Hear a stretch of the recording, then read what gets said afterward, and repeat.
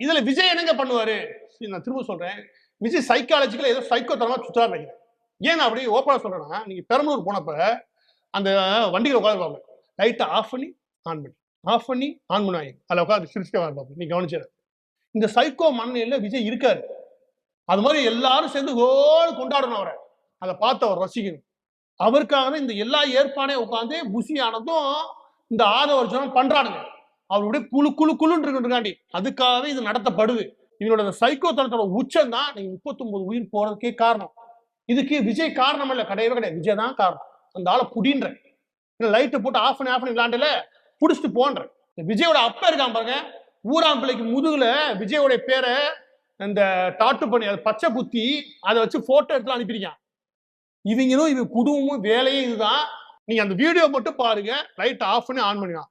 அதுல அவன் உட்கார்ந்து இருக்கும்போது தெரியும் முகத்துல எவ்வளவு சைக்கோவா உட்காருக்கான்னு தெரியும். இவனுக்கு ஒரே ஆசை, நான் போனாலே அலம் மோதும் அப்படின்னு இவனுக்கு ஒரு ஆசை இருக்குது. அந்த ஆசையை தீர்க்கறதுக்கு தான் இவ்வளவு வேலையை பார்த்து வச்சிருக்காங்க. ஒரே வீட்டுல கூட 2 குழந்தைங்க, அக்கா தம்பி, வயசு 1 12 இன்னொன்னு 8. 2 போய் விஜய பார்க்க போறேன் போனா தடுக்கி விழுந்து அது மேல ஓடிட்டாங்க. யாரு? விஜய் ரசிகர்களா. செத்து போச்சு 2 குழந்தைங்க. அதுக்கு காரணம் நேரடியா பொறுப்பேற்க வேண்டியது விஜய் தான்.